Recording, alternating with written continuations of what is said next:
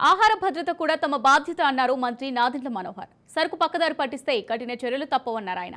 విలువలతో కూడిన రాజకీయాలు చేస్తామన్నారు. ప్రజా పంపిణీ వ్యవస్థ కొనసాగిస్తామన్నారు నాదెండ్ల.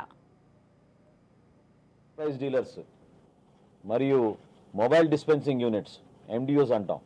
ఈ వాహనాలు ఏవైతే తీసుకొచ్చి వీళ్ళు పంపిణీ చేస్తున్నారో వాళ్ళు సక్రమంగా పంపిణీ చేస్తున్నారు లేదా అనే బాధ్యత మా జిల్లా యంత్రాంగం పైన ఉంటుంది. స్థానికంగా ఉన్న డిస్ట్రిక్ట్ సప్లై ఆఫీసరు, జాయింట్ కలెక్టర్లు, సివిల్ సప్లైస్ డిప్యూటీ తహసీల్దార్లు వీళ్ళందరూ కూడా అప్రమత్తంగా ఉండి సమాచారం తెప్పించుకుని ఎక్కడ కూడా పొరపాటు జరగకుండా సక్రమంగా ప్రతి కార్డుదారుడికి సరైన తూకంతో బియ్యం అందించే ఈ కార్యక్రమాన్ని జాగ్రత్తగా నిర్వహించాల్సిన బాధ్యత వాళ్ళందరిపైన ఉంటుంది.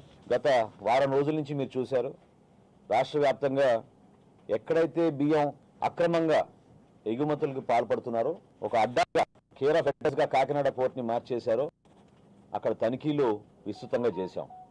ఇప్పుడు వరకు మేము చేసిన తనిఖీల్లో 35,404 మెట్రిక్ టన్నులు సీజ్ చేయడం జరిగింది.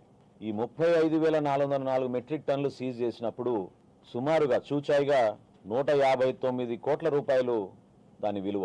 ఇది బహుశా ఇది ఏ రాష్ట్రంలోనూ ఈ విధంగా జరిగి ఉండదు. ఈ ఫుడ్ మాఫియాని మాత్రం మనం ఎట్టి పరిస్థితుల్లో కూడా ఉపేక్షించే సందర్భం రాకూడదు.